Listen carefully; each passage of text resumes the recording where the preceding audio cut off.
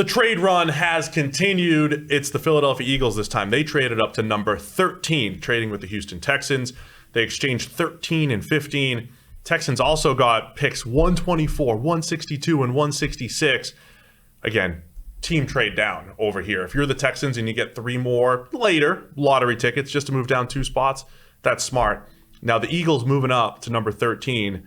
They take Jordan Davis, the planet theory. There are not a whole lot of humans on the planet that look and move like Jordan Davis and also happen to play football. There might not be any. There might not be any. So they go get Jordan Davis, a guy that we mocked, and many people mocked, to the Ravens at 14, probably a big part of this move. But the Eagles using their extra draft capital to go get the first interior defensive lineman off the board in Jordan Davis. Yeah, and look, Jordan Davis is one of the most fascinating prospects in this entire draft because of what you just talked about. The planet theory. He might be one of one. We have not seen a guy like Jordan Davis, which is somebody that played at 370 pounds, slimmed down for the combine to 341, I think he weighed in at, and then went out there and ran a 4.8, like flat, 4.78, I think was his official time, which is as fast as any defensive tackle in the NFL. Not just as fast as a 340-pound guy, but as fast as it gets. Numbers were off the scale in terms of jumps as well. He is an absolute freak show.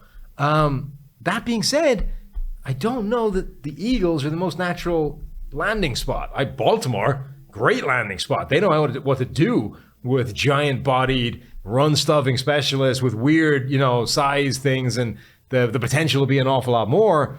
Philadelphia is a lot more of a kind of conventional defensive front, and they're going to need to just teach him how to be a better player than he's been so far. Doesn't that just happen sometimes in the draft, right? Sure. You're like, Jordan Davis, he's got to be a Raven. He's got to be this team. Or if he falls to New England, that's a perfect type of player. And the Eagles are just like, no, we'll take him, right? Yeah. Even though historically you think of the Eagles as rolling 8 deep on the defensive line, getting up the field, and not having, they have Fletcher Cox, who's 300 plus, but he's not a nose tackle. He is a dominate, push the pocket, win as a pass rusher type of guy. I will say this, though. Remember all offseason we talked about the Chargers, and they play too high, and you want to play defense with fewer guys in the box. Philadelphia does this as well. They do play more zone. They do sit back, and maybe we just haven't connected the dots with Jordan Davis and the Eagles.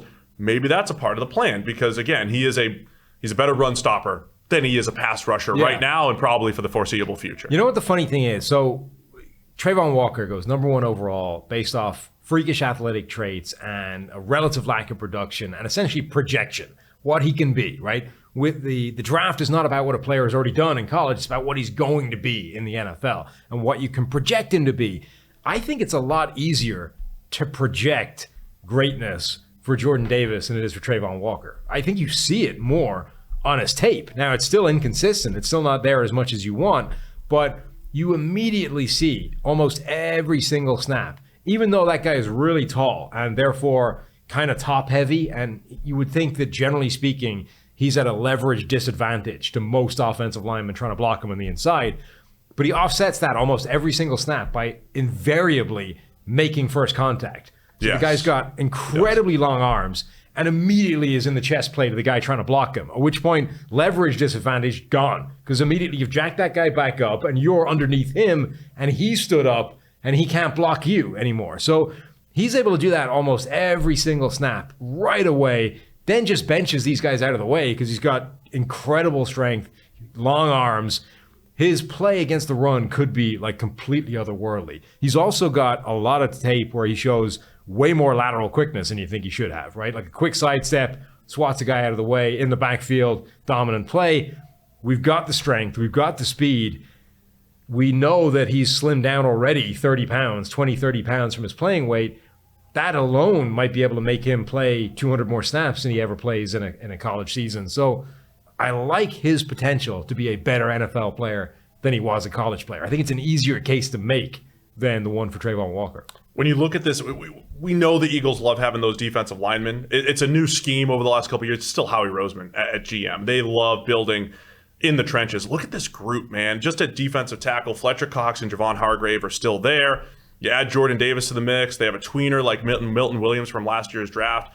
They brought in Hassan Reddick. You still have Brandon Graham, who's getting older. We have Josh Sweat, Derek Barnett.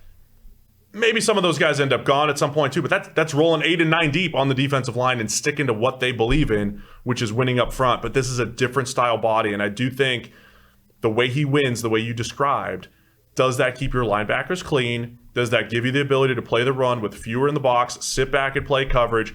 I'm looking forward to seeing the strategic element of this as well. Now, the Jordan Davis question, never played over 500 snaps. You don't see that often not from a first round. Not even close, right? In a season.